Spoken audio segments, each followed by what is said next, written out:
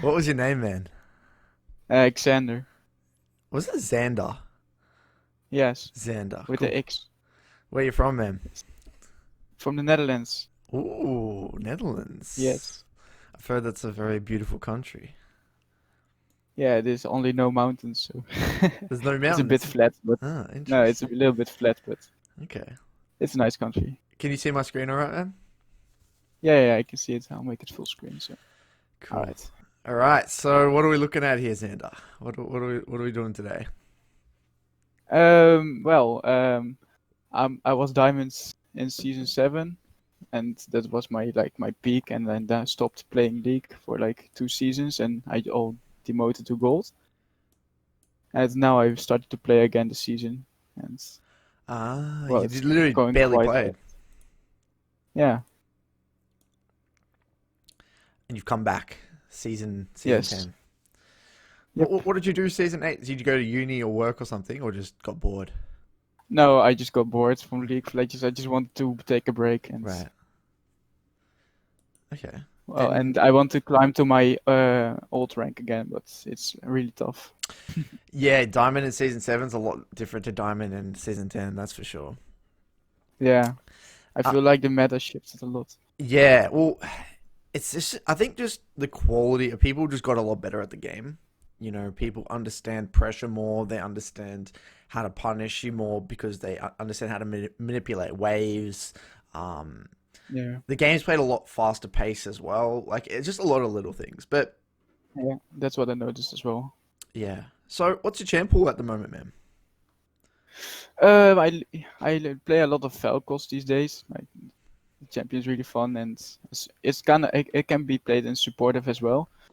And I like to play Diana, Syndra, LeBlanc, and yeah, that's pretty much it. Right, so a bit of Syndra, a bit of LeBlanc, bit of Velkoz. Yeah, I have a really big champion pool. That might be also a problem. Yeah, I mean, I'm looking at this and I'm getting a little concerned here, Xander. We're seeing a lot of, I mean, there's good win rate here, decent win rate, but then you've got bunch of TF, a lot of Silas, a bunch of Vlad, a lot of Yasuo. You've got a lot of different champions played this season.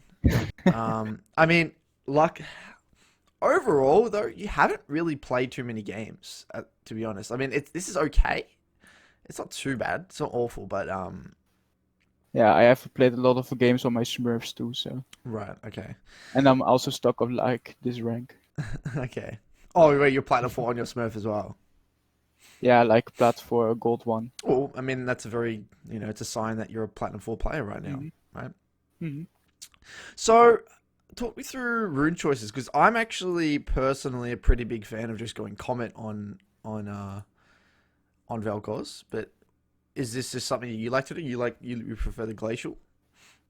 Yeah, I like the slow, so I can hit my combos faster and catch people off guard with like the build. Right. Like it catches a lot of opportunities in games. Okay. That's completely fine. I Mhm. like that you go barrier a lot.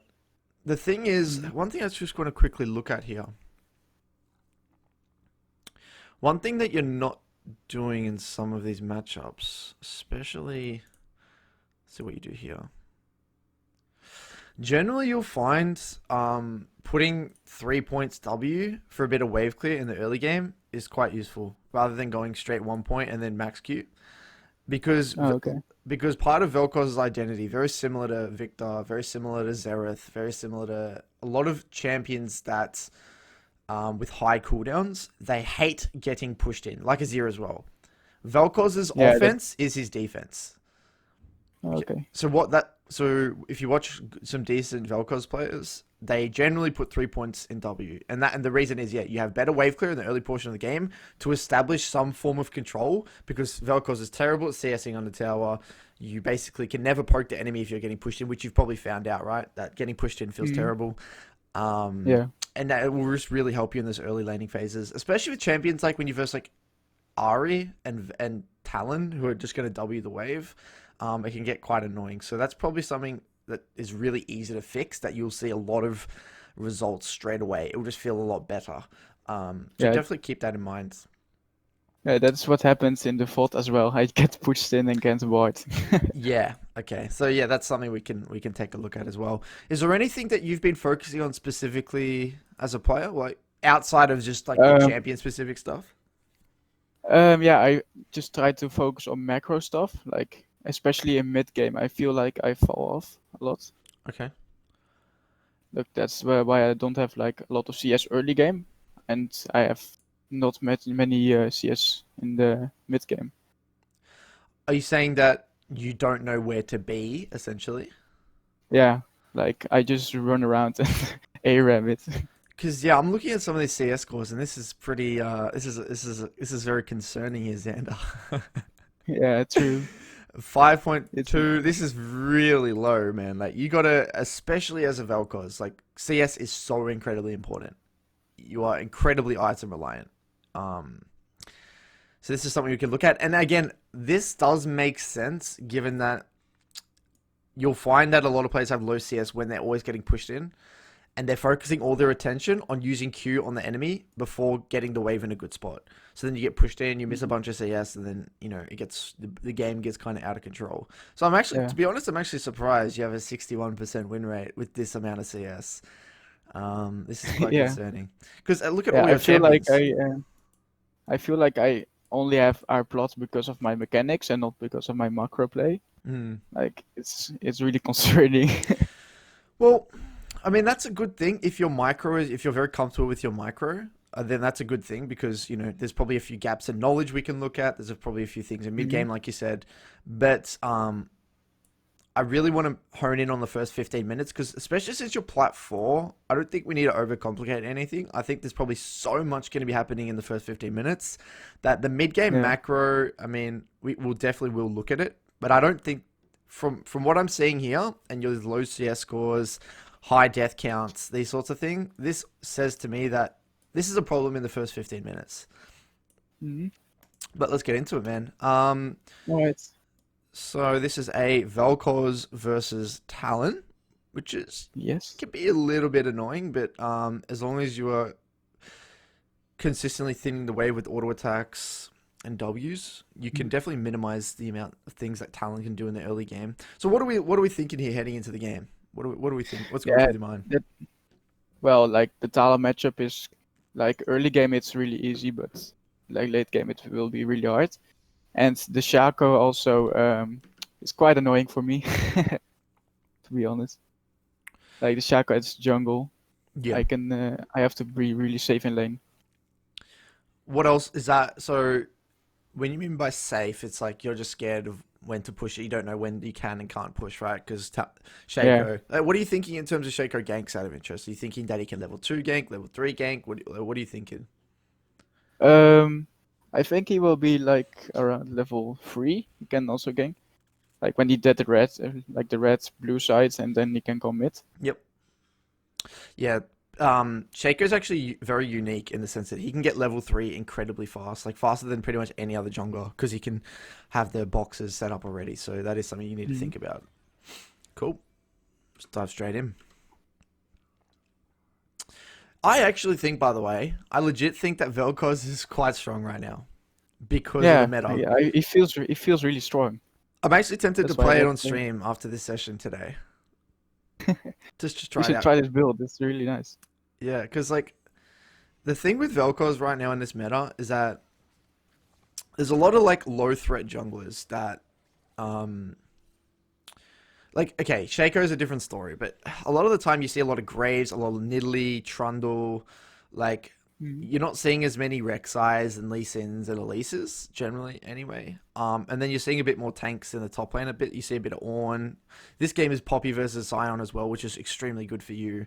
So overall, Yeah. this is, I mean, outside of the mid jungle, the rest of the comp's not too bad for you at all. So, um, yeah, I think it's definitely a champ I want to look into. Yeah, it's interesting. Cool. Yeah, what I always like to do in the early game is just shove my wave instantly with W, so they have to force freeze or let the minions die in the tower. And then I can get free Ws on them or free auto attacks if they try to freeze.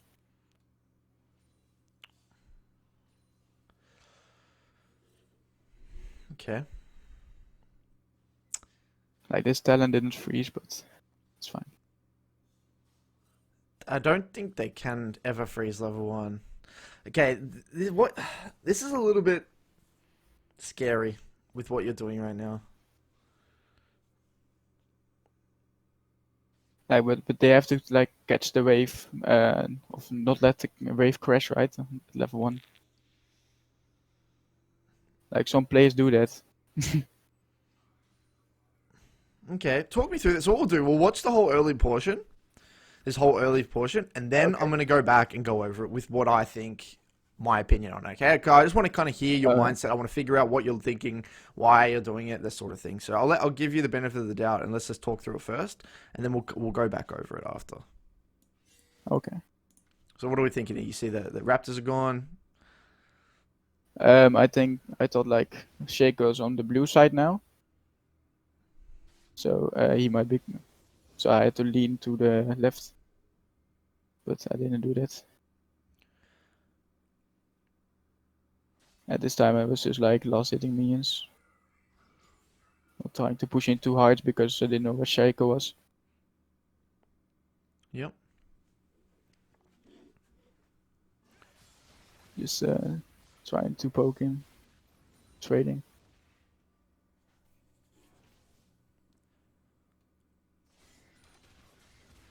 Okay. What are we thinking now? I was expecting a Shaco gank. Right now, like around 240, they can. They are like at almost a Scuttle Crab, so they might looking for a gank. Yep. Starting to get some poke off in the meantime. Like, and there it is. Yep. I had to burn flash. Fortunate. But I was expecting him, so could have avoided it, but my bad.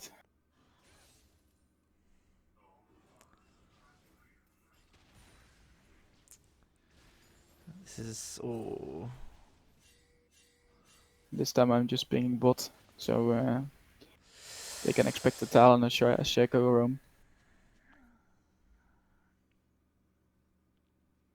And this time I'm just trying to deny Talon as much minions as possible.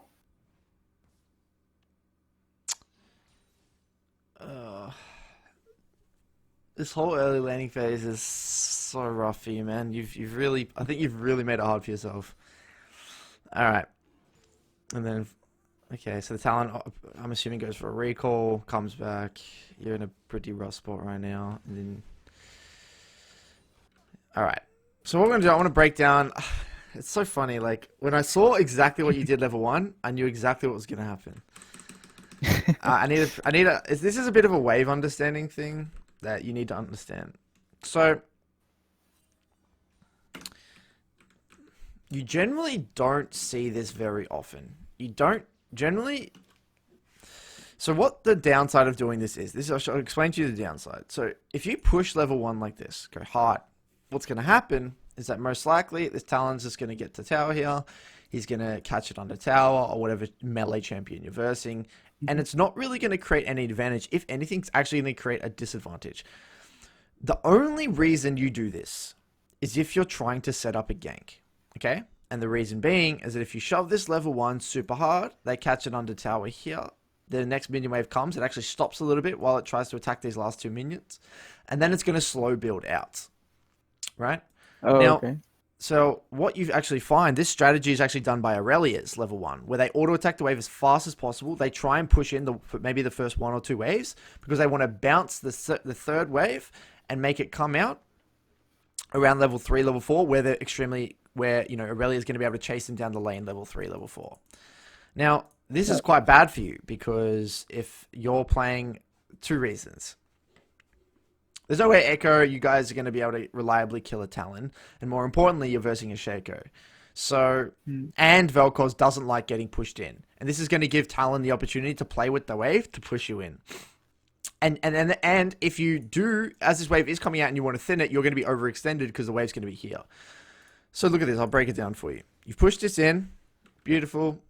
This guy catches on tower. Look at this. The next wave crashes. It holds up here a little bit. So this means it's going to slow push. The only reason this won't slow push is if this Next wave comes uninterrupted, and these minions all die before the next wave comes. And it's just going to be a clean reset. But that's really, really hard to do. There's not many champs in the game can actually do that. So now look what happens. Now you're like, well, if I don't attack the wave here, Talon's going to get level 2 first and probably zone me and maybe get this wave in, get a lot of control, and it's going to be really hard for me. Or you try to contest, try and thin the wave, get level 2 first, or match level 2, in which the wave's just stuck in this really awkward position, in which you're very vulnerable to ganks from both sides, given it's a Shaco. Which is really rough for you also. So ideally, in a lot of these matchups, you don't want the wave to be here. You actually want the wave in the middle. And you actually want to be just creating a slight minion advantage in this nice little pocket here, or heavy leaning onto one side.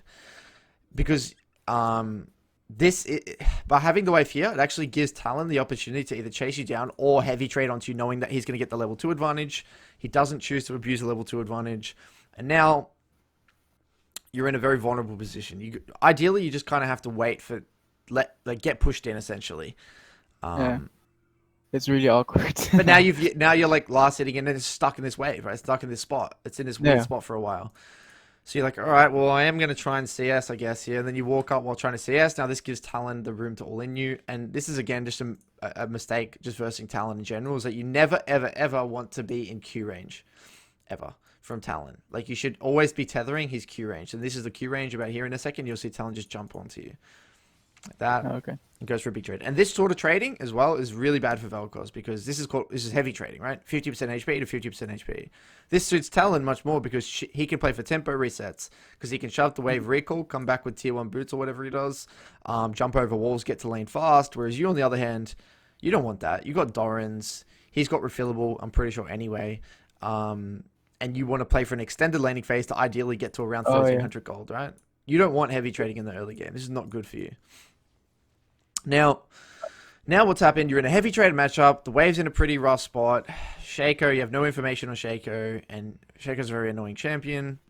So you've had to use a pot already. Now your jungler's playing topside because, you know, your Echo's no way going to play to kill Talon in the early game. And you just got to let the wave come in here, essentially. And we actually see Shaco here a little bit. You know how you're worried about the Shaco gank? We actually see Shaco on a little bit over here. I'll show you when. We actually see Shaco over here somewhere. I saw it. Yeah, see that? Did you see it? Look at the minimap. 3. See that? Oh.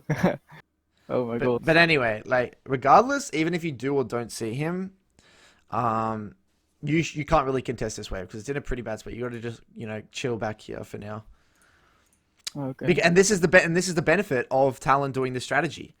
Because you doing this, this is the advantage that Talon gets, is because now he's able to build a wave, and you're too scared to walk up and thin it because of the Shaco, the jungle. Now, this strategy can be okay if you got the aggressive jungler and you're versing a very, very low threat farm oriented jungler. It's completely fine, because then again, he's an isolated 1v1, and even if the wave's slow building, you can thin it out with W's and Q's and auto attacks, and it probably wouldn't be too bad.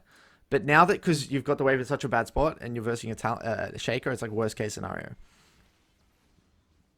Yeah, so I kind of ruined my lane at the first wave already. Well, the game's not over. You've just made the game very hard for yourself for no reason. And you've just given Talon the ability to tempo reset, because now he's able to slow build out. And this is why I actually have changed my strategy versus Fizz, by the way. Because I used to do this exact same thing. You know what I used to do versus Fizz? Is that versus Fizz, I would, around here, like, I would slow build the first, like, 2 or 3 waves. Sometimes, yes, I could get some decent poke off onto Fizz, but what I found what would happen was that Fizz would just catch the creeps under tower. I could maybe get a bit of poke, he misses a bit, whatever. But then he just slow builds a wave out, and then hard trades or heavy trades onto the wave, and insta resets for, like, a Dark Seal or something, right? Which I found super annoying. I feel like, because these assassins can always use the slow building wave to do something, which Talon does here. Now, what I do instead versus a lot of these assassins, I actually just try and play very, very patient, and I try to keep the wave in the middle.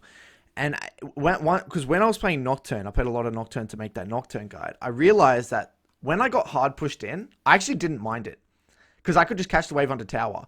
But what was the most annoying was when the person kept the wave in the middle, I had to CS from a distance with Q or whatever, and then if I ever messed up the wave was actually pushing. and this person just walked past the wave and zoned me, it was the most annoying thing possible. So that's the exact same thing with when you're versing Talent, when you're versing Fizz, all these sorts of champions. I actually just find minimizing and keeping the wave in the middle is actually more reliable in terms of denying CS and poking. Okay? So, Okay. so just to recap in terms of level 1, I think in this situation, just chill and last it and maybe get a slight minion advantage where, you've got maybe half a minion's HP worth of advantage or maybe 1 minion advantage. You just want to keep the wave in a decent spot, but you also, if you are versing a very aggressive level 2, level 3 ganking jungler, I would literally be okay with temporarily holding it on your side and just literally last hitting, because Talon most likely is going to W the wave at some point, and you could probably keep it down here if you're really conscious. And because you're in Platinum, you do need to understand wave management. This is like a pretty, it is a little bit complicated, but once you kind of get the hang of it and you understand what positions in the wave are favorable for your champion, that's what's going to make your whole entire early game much better. Oh, okay.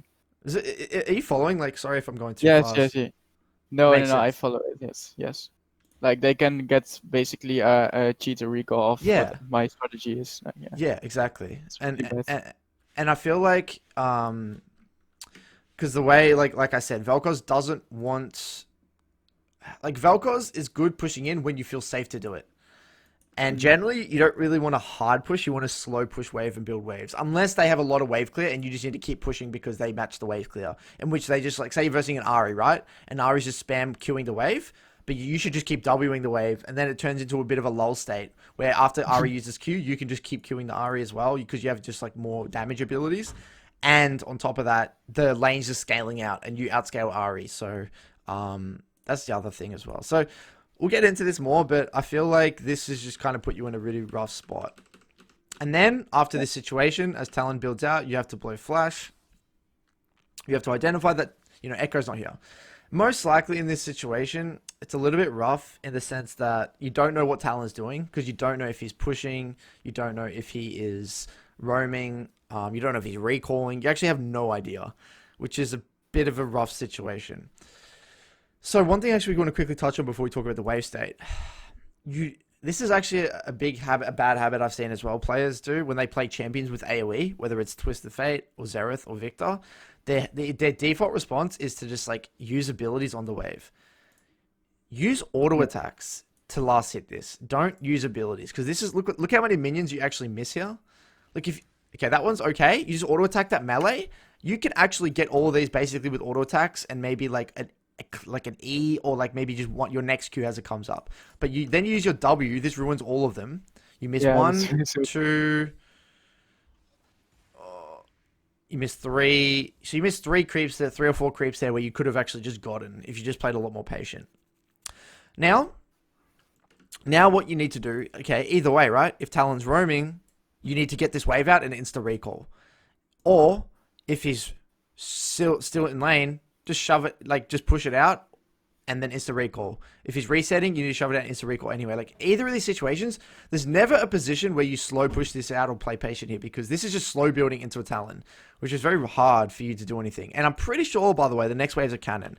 If I fast forward here, yeah, so the next wave's a cannon as well, which you need to keep it to account. Yeah.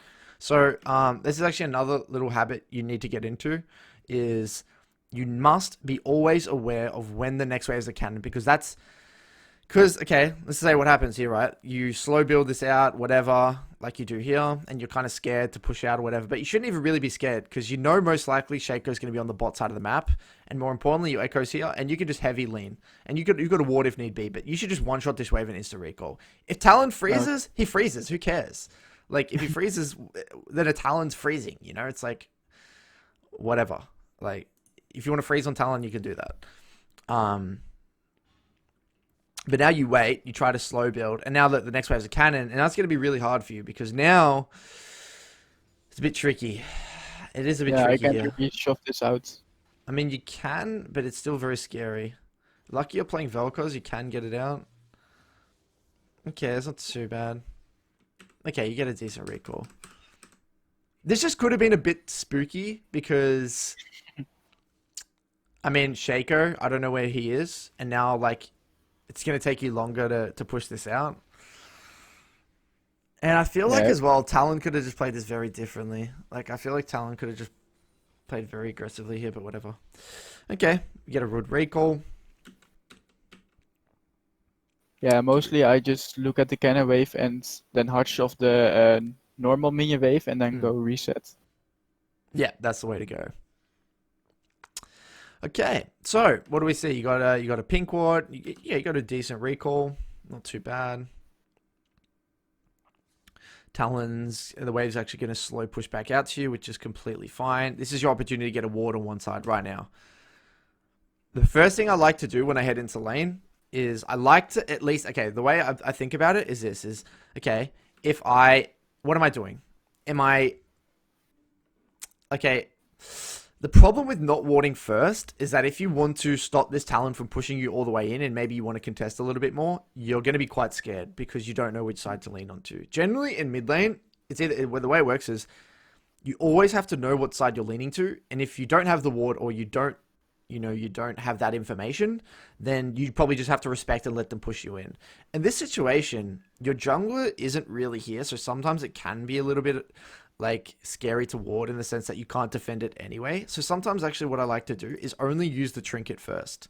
Because if I use the pink in this situation, my jungler's not in the area, so I probably can't defend it. You see what I mean there? Yeah. Like But I can't really contest the pink ward when yeah. Shaco is there. Yeah, but if Efko is like in the area, right, maybe on Raptors or something, and you put the pink there, and then Shaco, Talon look, then you guys might be able to contest 2v2, or it's not that bad. But what I like to do sometimes is like, if I want the vision and I don't want to give too much control over to the enemy, I'll just use my vision trinket first, my yellow trinket. And then once I've got a little bit of control in the lane, wait for my jungler a little bit, then I'll choose to use my pink ward. So you want to talk me through what you were thinking here in this point of the game? At this time I'm just like, shit, my flash is gone and we need to watch out for Shaco, but I didn't ward at the first base, so it's a mistake. Like he dies me and I get the kill too. Like he kinda screwed up. And this is what I talk about. Remember, literally, I didn't even know you were going to get ganked here. That you don't have a side to lean to. You don't have your wards out. It's so hard for you to thin this wave reliably because you should be so scared. And you just get punished for it. So yeah, pretty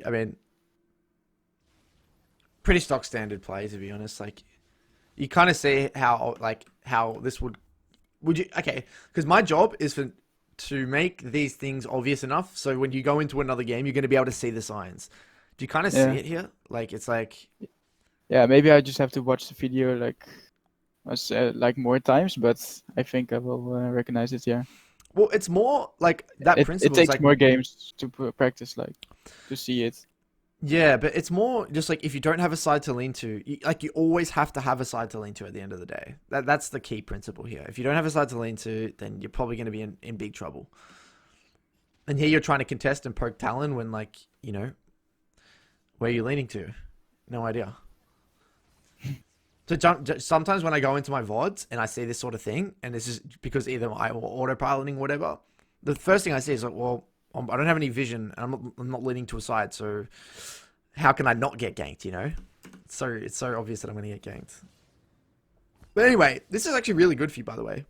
Trading kills like this. He used flash and ignite, and you come back. So you should be timing that flash. It's your responsibility to always time your counterpart's flash, by the way. Sorry? It's always your responsibility to track your counterpart's flash. So I don't expect you to track your AD carry, the enemy AD carry, the jungler, the top lane, or whatever. But you're in platinum, you always need to at least time your opposing mid laner's flash. Oh yeah, the also mid lane here. So you got to time that. Yeah. And do you know how to do the control A thing? The control A. You type the timer. So in this case, it would be like 10:25. Just add 5 minutes. 10:25. Talent or mid F or mid flash or talent F, whatever, and then control A, which highlights it all, and then control C copies it, and then control V is paste. So then you just do control V, control V, control V, enter whatever. Oh really? That's how you do timers fast. Oh, I didn't really even know. Yeah. So that's why you see in like when you watch my stream or you watch Doinby or any of these players, like it's so quick. They spam timers. So it's Yeah, Control that's what I A. always see on streamers. Like, how do they do it? Yeah, Control A, Control C, and Control V. Okay. So this was in a decent spot because it was actually slow building into you, which is the best case scenario Yeah, because I also you, said the first echo, like, don't push it out yeah. and see if notices. So this is awesome for you, man. This is really good for you. Perfect. A nice juicy wave. Yep, nice juicy wave.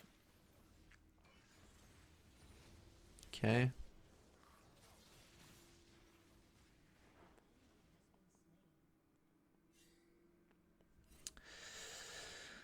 There hasn't really been much laning between you and Talon yet. It's just been like It's the big push. fiesta. Yeah, big fiesta, that's for sure. I was kind of getting camped this lane, but happens. Wait, what the hell happens here? You should ping this off, by the way. Okay, this is actually really, really, really big. What I do in these situations, because you know you do not want to go to this fight. Look at your wave. So when Yeah. if I see my mid laner trying to set up a gank or anything in this situation, I spam ping back. No, this is actually really serious because this Yeah. happens a lot. Because mid lane, a lot of junglers don't understand this situation. This is really bad for you. You should not go to this fight. And what you should be doing right now is like literally just going like here and then using your W through the wave twice. Just one-shotting all of them. And then maybe go into the fight. But this is like worst case scenario. But here you're not pinging at all. That's fine. The fight's done. Just leave. Sit back mid. Yeah, I just lost like 4 creeps of that. Yeah. You've lost like a whole wave dev gold. Okay.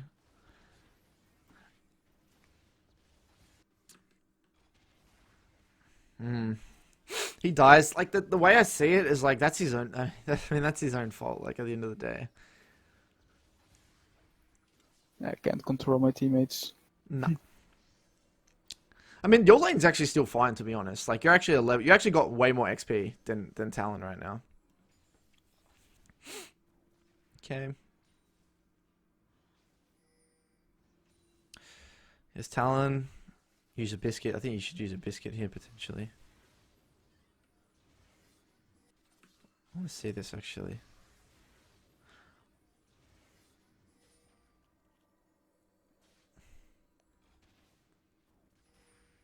Yeah, I could have played this lane a lot better. Now I look at it on another view. Well, Like it's the I early. replay my spots, but I don't really see my own mistakes.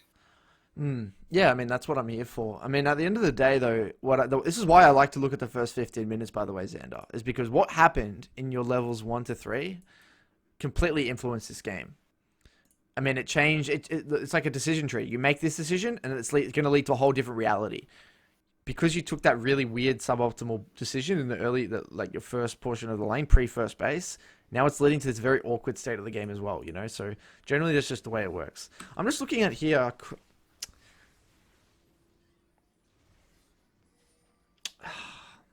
The way I'm actually thinking, I don't know if this is able to be seen in the game, but what I'm seeing here is that he's just shoving the wave. I like the Q, but I'm actually thinking you just potentially, I don't know if you W or not, because I'm like, well, the wave's getting pushed in, you know?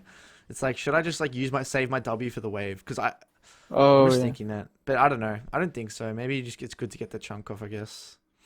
Because like, this is the situation you're in. You're just getting pushed in, and you got to get out of this somehow. You need to somehow get your pink down onto one side, ideally in dot push, and you need to heavy lean to one side. That's going to be the only way you navigate this lane. Because the way it's going right now, it's not looking good. No. Okay. Okay, this is good, I think. Okay. Just a little thing in terms of your Qs. It's very rare, like if you watch like a lot of good Velkoz, like it's very rare that they just straight throw a Q. Because it's a lot harder to hit this way. Generally, your default response in a lot of these situations should be to throw Q this way. Because the distance, you actually just cover a lot more distance. It's like just the trigonometry thing, I don't know how the hell it works. Yeah. You know what I mean? It's like you're actually going to cover more distance here because you can go that way. But if you go this way, it's only going to go that way, you know? And it kind of zooms them off. Yeah, it kind of cuts off their escape point. Because the great thing about doing it this way and not the straight is that you get to decide where you want to stop it. Like, you don't have to put it all the way out here, but you have the option of stopping it anywhere here, you know? So it's very rare that I do the direct Q unless I know they're completely running at me. But in these situations where they're not really running, yeah, because that sort of thing will happen. Because I feel like in this situation here, if you actually land a slow here, if you walk up here and land a slow, I think you could maybe 100 to 0 Talon. Because I don't know if he's already jumped this wall, you know? And he has no flash. So, I don't know. Yeah, and Echo is also level 4. That's a little bit rough, but I could have killed the Talon, for sure. Oh, nice. Oh. Nice.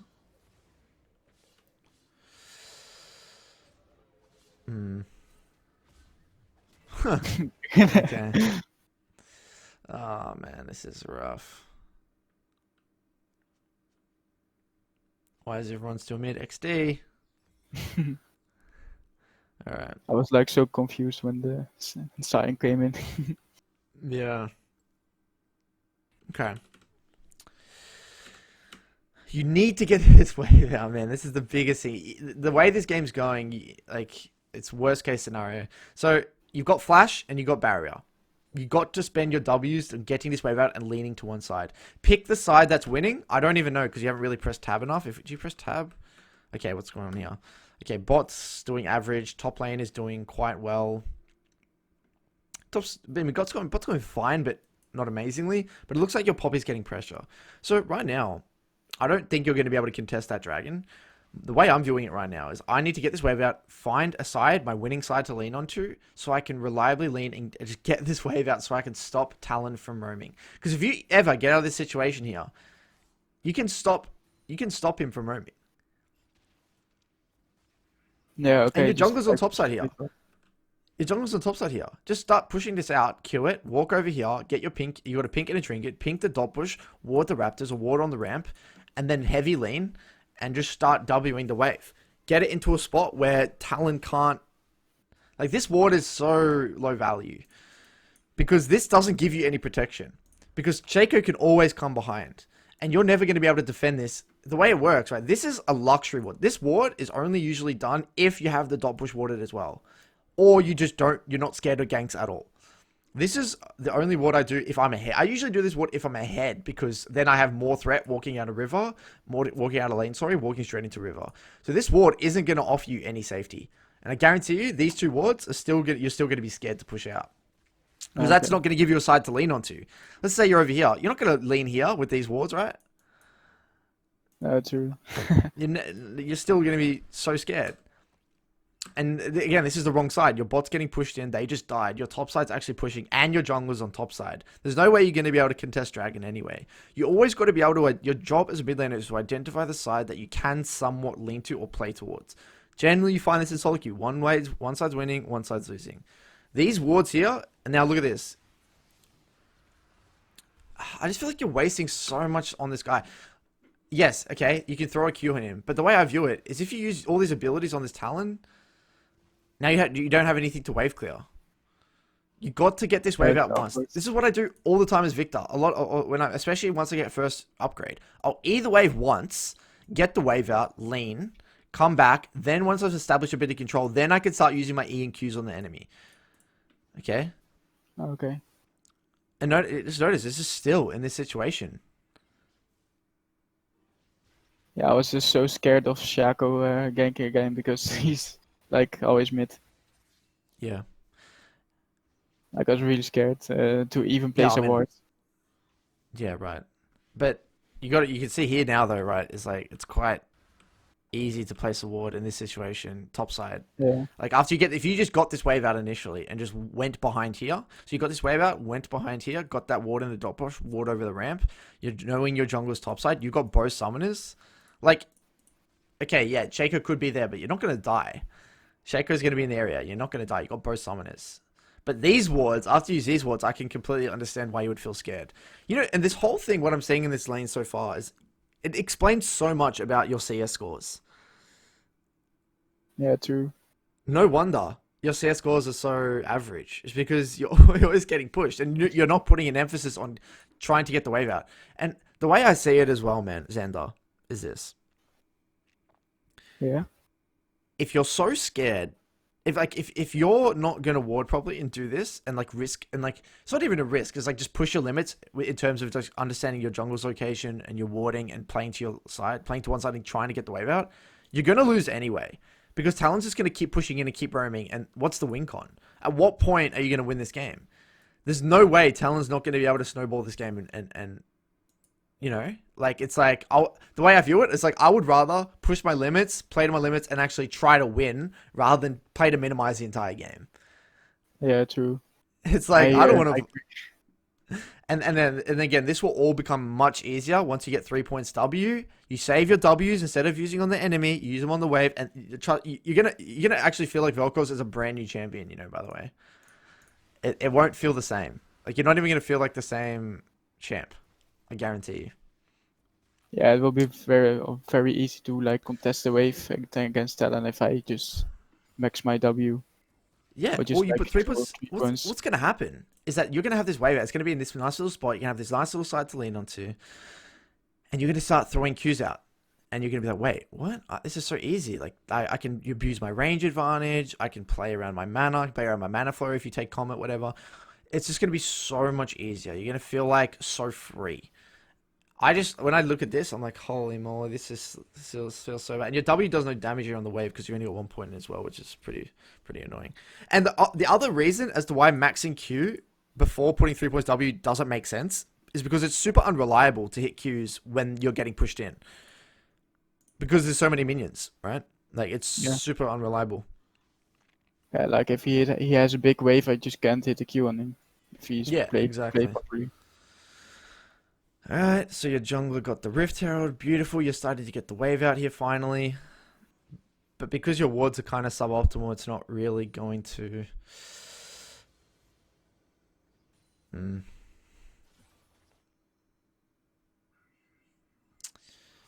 Just trying to look where Shaco is. And maybe just get out of vision. Put some pressure on bot lane. I don't think that's what Velkoz wants to do. Okay, it's like, the way I see it in this situation, you never want to make a play bot here, ever. What's the main reason? Because my jungle is topside. Spot on. If Shaco comes out here and deceives onto you, I mean, yes, your bot lane's pushing, but at the end of the day, it's not going to be a favorable fight for you. Because Talon can get to it, Shaco can chase you down, your jungler's not going to be able to back you up. It's going to be a pretty rough experience. So, conversely, if you're leaning topside and you're putting a ward over here on these Raptors, even though I wouldn't recommend that, because, again, then you're committing the sin of using two yellow trinkets at the same time, and you're not maximizing the time that they're up. But, in saying that, at least if you're topside, and imagine if Shaco engages on you here. Say you walk up here and Shaco deceives on you here. Look at where Shaco is. I mean, Echo is.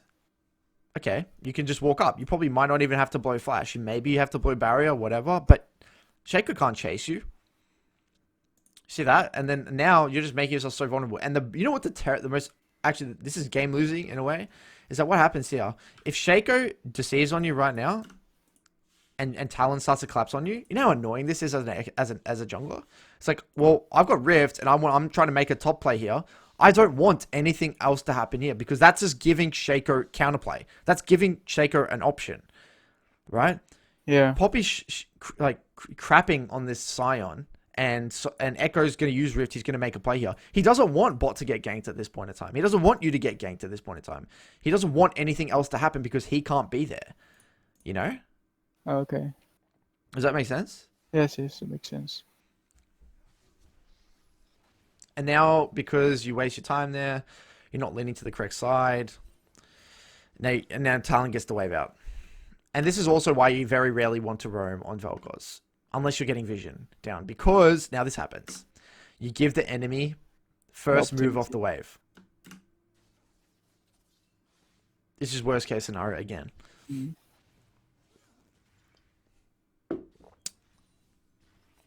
Like now I look at it, it's like really bad. I mean, that's the Shaco bot side, because again, you could have probably been there and you could have got deceived on. Now Talon's just going to roam because you gave Talon first move off the wave. And what you should do in terms of pings, these pings are really bad, by the way. what you should do is danger, danger, danger, danger. Be very specific. Because you saw Talon lean topside here, like this. You know 100% that he's roaming topside. Danger, danger, danger, danger. Be very, very specific. These missing pings, that's okay. It's okay, but trust me, danger pings all the way, telling specifically where he is so reliable. It's the best way. Absolute best thing. Okay.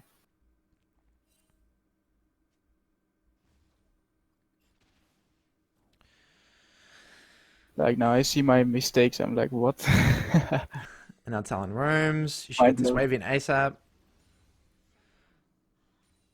Yeah, Talon gets the kill. Yeah. Well, they didn't really change. And you miss a cannon. They didn't change their behavior. Because those pings.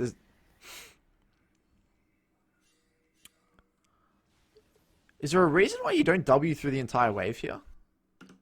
I don't know.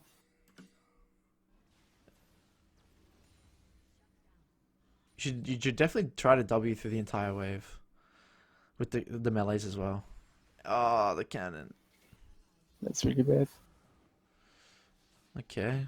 I don't think roaming here is the best play. This is really not what Velkoz wants to do. I mean, I guess you could maybe break this tower. Yeah, that's what I was looking for. Okay. Well, you can kill him. E. Yeah.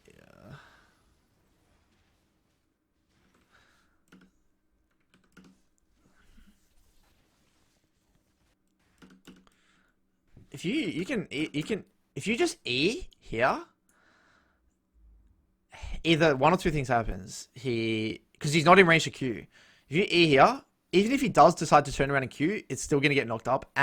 Or he dashes over this, in which you can laser him. I'm pretty sure you just W laser him and you might be able to kill him, by the way. But either or, I think holding on to E, like, notice how you don't E here and then you wait for him to, like, dash over wait the too tower. long. The range is so much longer than you overstep there. But again, that's all micro things that you'll come with time. Like, I'm not, like, that stuff will come with time with Velkoz. Like the micro. And knowing those ranges and knowing your limits in terms of damage. Yeah, I've only played like 50 or 60 games of Velkoz and still Okay. improving. Wait, what? What's this guy doing? I swear this guy's trolling.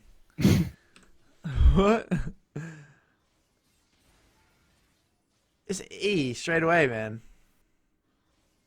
He jumps on you, has nothing. Oh, he didn't. E. Oh, he didn't have Q. Oh my god, I didn't see it. He's just dead. Okay, and then I'm trolling too. you get another comeback.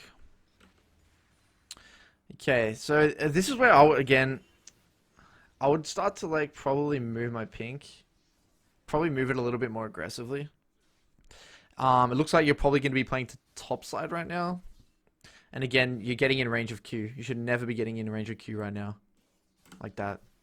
And this comes down to one thing here. One thing I want to want to highlight here. Velkoz is a champion that you need to be very conscious of your cooldowns. If you do use your cooldowns and do this, you get a really nice trade onto the Shaco, you need to respect. Now your W and your E is down. And especially when you use your Q here as well, now your Q's down as well. So you have 0 abilities. So a lot of the time, I say this as well, is that this Talon knows. This Talon knows that he is so happy to take, even if it's a bad trade, it's good because you have no abilities. Even if there's no room to chase you down. So that's why he's looking to run at you now, because he knows your abilities are down. But then you walk up and you don't tether him, given that your abilities are down, and you give him the free trade. So that just comes down to like, yeah, just being conscious of when your abilities are up, you know, down or up. And also just, I think one thing I did want to highlight this game is that you don't tether his Q very well this game. And I think that's just, it comes with experience versus Talon. Yeah, I don't really play versus Talon a lot. Like, I don't know his Q range. Okay, one thing I do want to give you in terms of knowledge, in terms of Talon, the way Conqueror Talon works, it's different to Electrocute Talon in the sense that he's completely fine to just the way he likes to take trades is just he just wants to Q on you. He wants to QW auto attack or QAAW. He wants to just run at you and get as many sacks as possible, and he'll stay in the fight longer than you think. He'll take more aggressive trades because Electrocute's more about short bursty trades and like running out, but with Conqueror, you can just Q at someone and chase them down and just run at them. So you see a lot of yeah, so you have to keep that in mind is that a lot of these Talons will play very aggressive with Conqueror.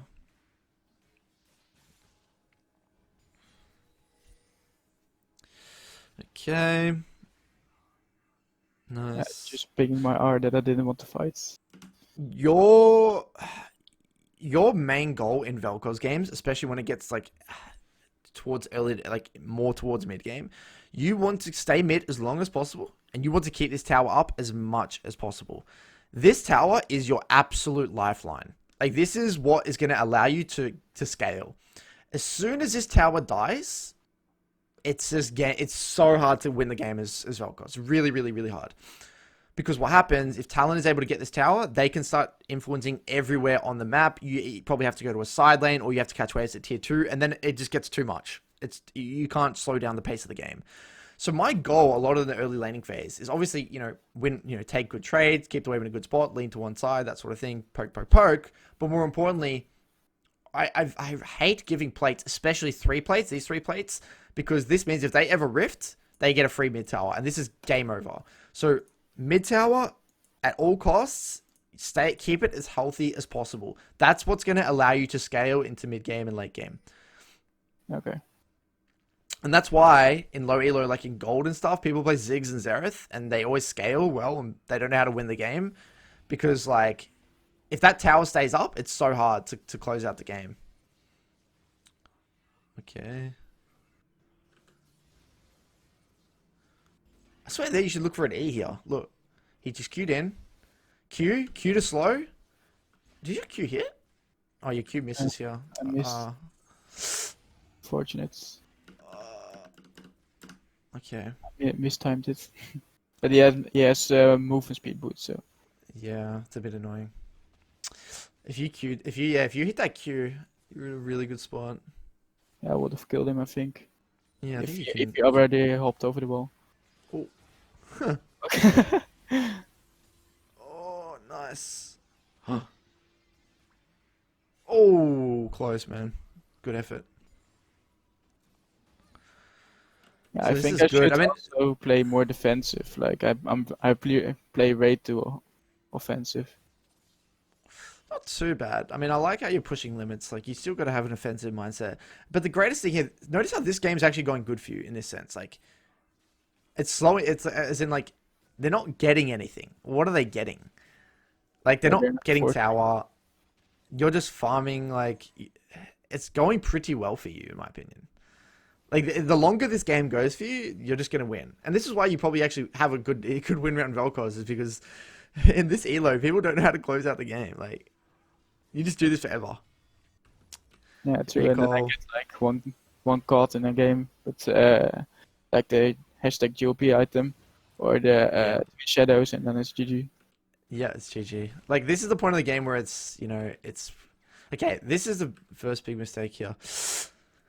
In mid-game, you very, very rarely want to be coming in from the flank here. You always, ideally, want to be coming in with a team together through one direction. Because you don't want to get picked. You don't want people scattered from all different directions. You want to be in the location where they're all coming in from one direction. So if you come in from this top side with your team behind your front line, you're most likely going to be able to play quite aggressively. This is like worst case scenario for you. Talons on one side, they can collapse onto you. This is so scary.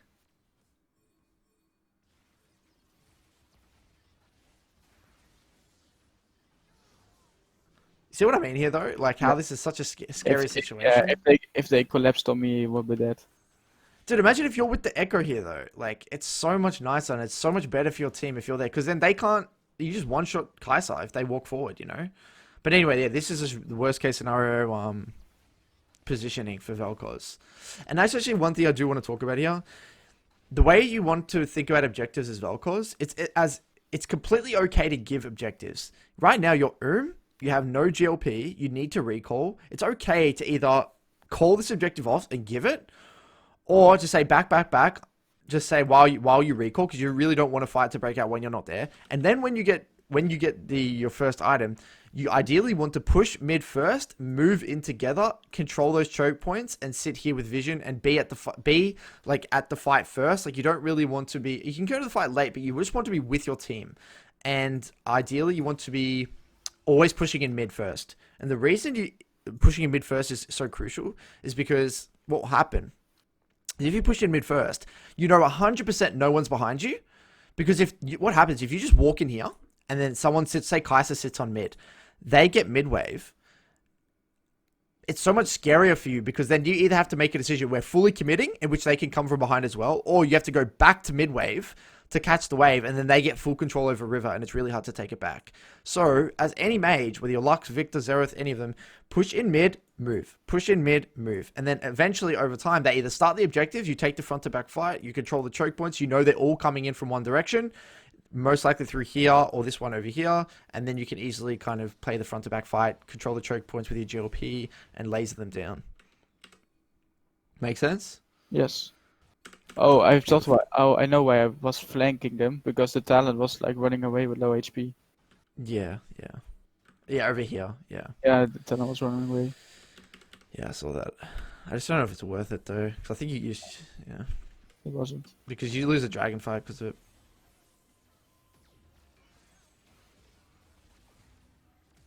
Ooh, nice Q.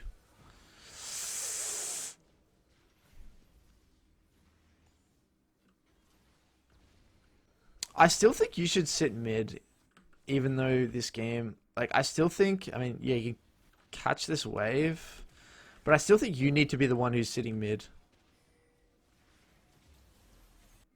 Here as well, by the way, you should use your GLP right now. Oh, yeah.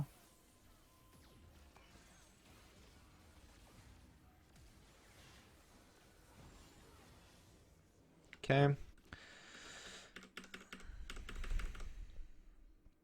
Yeah, I mean, again, I don't think this is your problem. I don't think mid-game is necessarily your problem. I mean, the only principles that I would try and instill is, like, you don't really want to stay in the side lane. You ideally want to be in the mid lane as long as possible.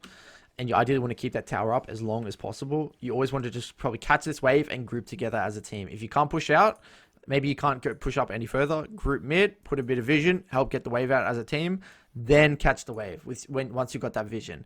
Worst case scenario, it's you guys contest over vision here. The enemy team is like 4 and you're 4 here, and then that's fine. You take the team fight, the 4v4 team fight, which is good for Velkoz. Ideally, you don't want to be like pushing, getting caught in the side lane, that sort of thing. So just push, group if need be. But if you have plenty of vision like this and you feel safe enough, maybe your jungle's hovering you, or Shaco's dead, whatever, you can get these waves out. But sometimes you're not going to have this luxury. Sometimes you're going to have to just group mid first. Okay. But what about, like, if my bot lane was winning and they got the first tower and they wanted to rotate mid, should I then go bot?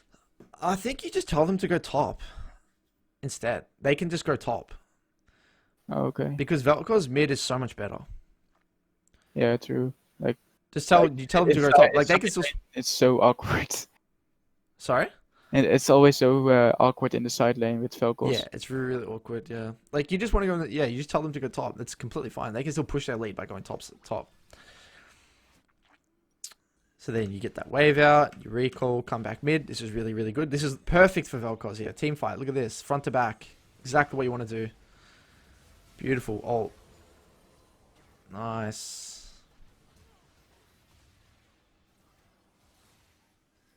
This is where Velkoz pops. It was really awkward. Oh. And also the Yumi heals. I mean, at the end of the day, like, you've done the best you could in this situation. I still think you should be looking to start your fights with GLP, by the way. Like, just to...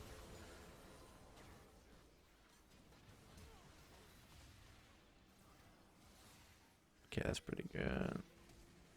I also should have eat first. Yeah, you could have eat, yeah. You always want to E first, I think. Unless, if they're slowed. Otherwise, you Q first, get the slowed, then E. Otherwise, that sort of thing's going to happen. But yeah, I just think now the game's kind of like, yeah, quite tricky because of kind of what's happened, and your Echo's got shut down, and Talon's got way too many kills, and that sort of thing. It was So bro. I don't think this is your problem anymore. By the looks of it, you know what to do. You kind of know how to team fight. Like, there's this little micro details, but I don't think that's like the biggest thing that's holding you back right now. I think all your attention needs to be focused on this early lane, man. Like, you got to create favorable situations for yourself. Like, for me, the biggest things I want you to first focus about is I always want you to think about, like, okay, definitely we'll make those adjustments in terms of the W, putting 3 points W. But more importantly, you need to always be thinking about, like, how, if you are getting pushed in, how can you prevent yourself from getting pushed in? And sometimes it's straight up. And one thing I have noticed in your gameplay, your awareness of your own team's jungler is very low. Yeah. You don't play around your teammate's jungler.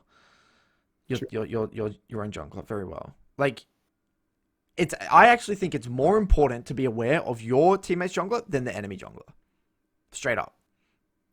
Because if you don't know where the enemy jungler is, but you know where your jungler is, and you know your jungler's in the area, it doesn't really matter. Because if the jungler comes, then you just get a counter gank.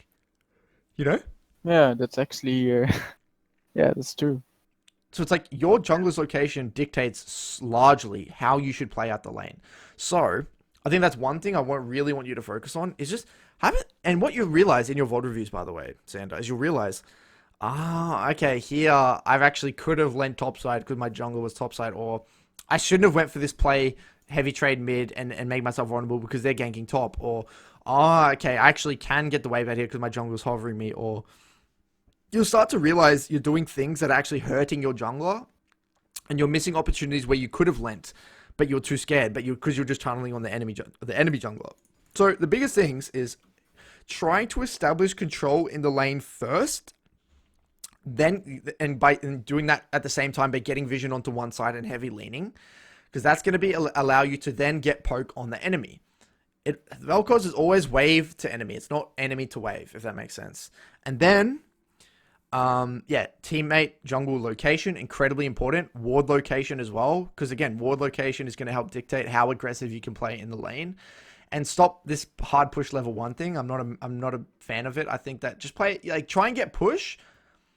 Sometimes it's hard push level 1 thing if the enemy is also hard pushing. So maybe if you're versing a Galio who uses Q on the wave, or an Ari who uses Q on the wave, that's completely fine. But even then, that's not going to happen too often. And a lot of the time, using 1 W on the wave is fine, just to maybe, thin it out a little bit or make sure they don't get the push. But I don't want you to hard spam and crash at level 1. Like, that's just going to create unfavorable situations for yourself. That's more situational, I guess. Yeah, very, very situational.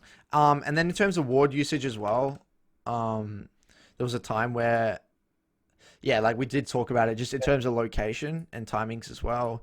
But yeah, I don't want to overcomplicate it, because I really, really think these few small adjustments are going to completely change your game state. But jungle awareness of your own jungle, that's number 1. Okay. Wave location, number 2. Warding and leaning, number 3.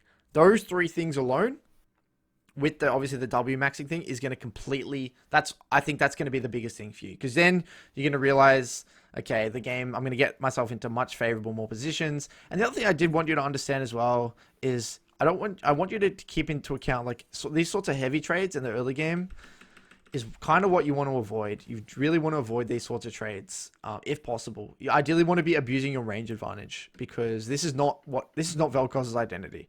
Heavy trading like this, like, you want to take slow pokes. You want to get 1 Q, take 10% of their HP, and you lose nothing.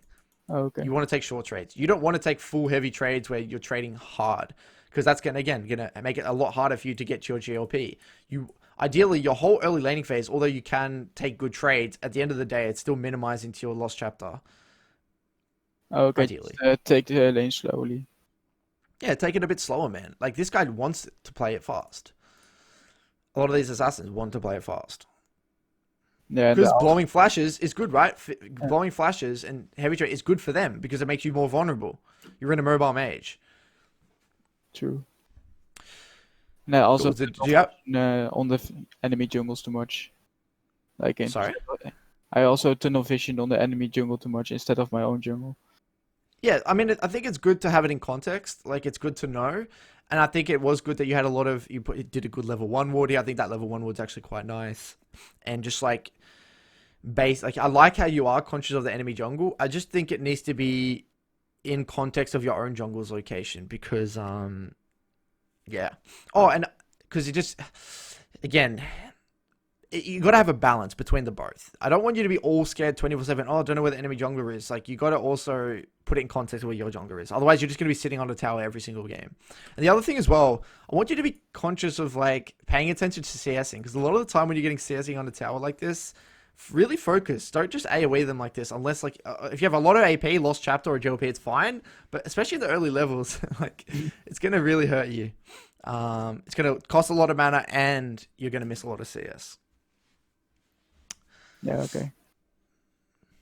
But yeah, ideally you shouldn't be catching waves on the tower too much as well, because that's like kind of worst case scenario. Just keep the wave in the Cool. middle as most as possible. Yeah, exactly. Okay. And sometimes that actually comes. Sometimes you actually have to do that with auto attacks, and that's actually one thing I didn't see very often in this lane. You did see it kind of in the early game level 1, but sometimes just auto attacking is the way to go. Like in this situation, if you wanted to thin it, you just use auto attacks. But here it's kind of different because you're scared of Shaco. But that is one other little tool you can use to thin the wave rather than just W's and Q's. It's just straight up auto attacks. As long as you're tethering the enemy's abilities, of course. All right. Yeah, that's Cool. cool. Do you have any questions, man? No, not really actually. It's like I let this sink in and try to improve more and try to put this into my own gameplay. Yeah, man. I think you were just making the game incredibly hard for yourself. I honestly think so. Like, given that you've got a 61% win rate on Velkoz already, with these adjustments, like who knows what's gonna happen? Honestly, like, Yeah, it's I mostly don't think. my mechanics. Like I have really bad microplay. Yeah, like I don't think your I think your mechanics are completely fine. Like easily at a diamond level, you just got to be a little bit more consistent and find ways to get more consistently through the early game. This is going to help your deaths because you have a lot of deaths nearly every single game. It's going to help your CS. It's going to help getting to your GLP without dying, that sort of thing. You're just going to have a much easier time. Yeah. That's for sure. Cool, man. So keep me updated.